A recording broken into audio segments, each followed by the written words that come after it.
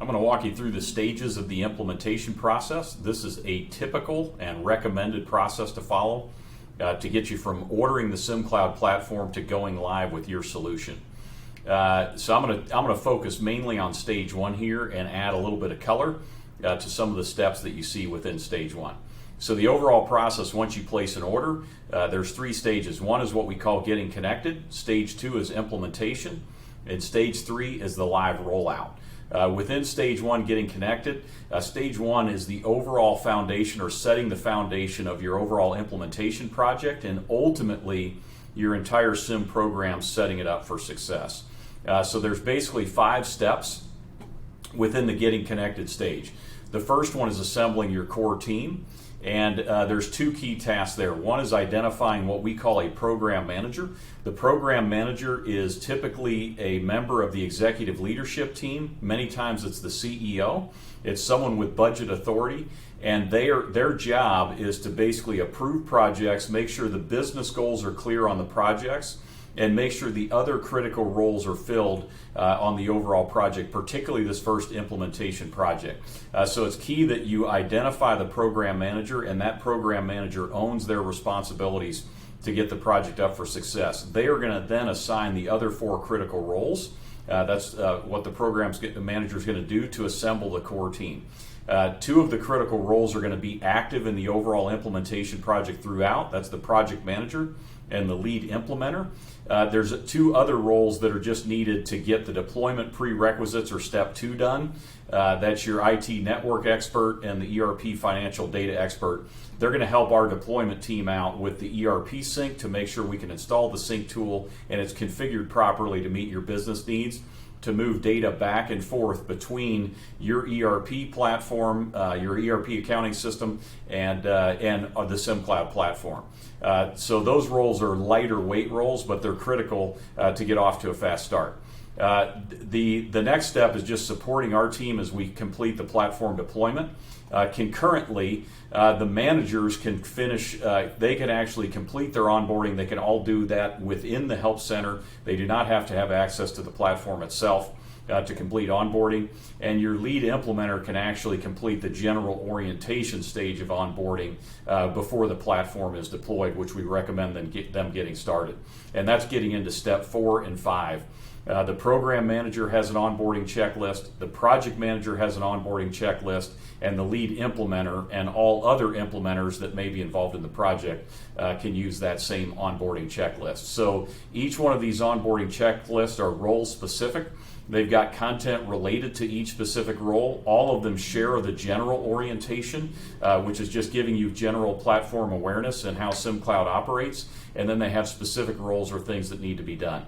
It is our strong recommendation that you don't skip any steps in these 5 steps to get connected. Most likely you will see problems later in the implementation process in stage 2 or stage 3 if you skip steps in stage 1. This is truly the foundation, and each one of these steps stack.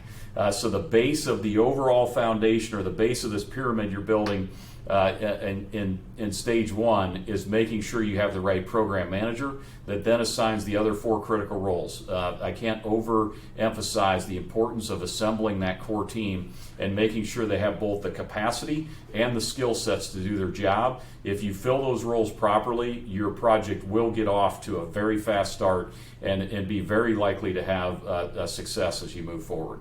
The remaining stages, stage 2 is implementation. There is a material chunk of work as you go through the self-service implementation stage. That's basically working inside the platform to load out content, your product related information that's supplemental and doesn't sync from the ERP. There's a bunch of that, like categories and images and extended descriptions and document downloads and things like that.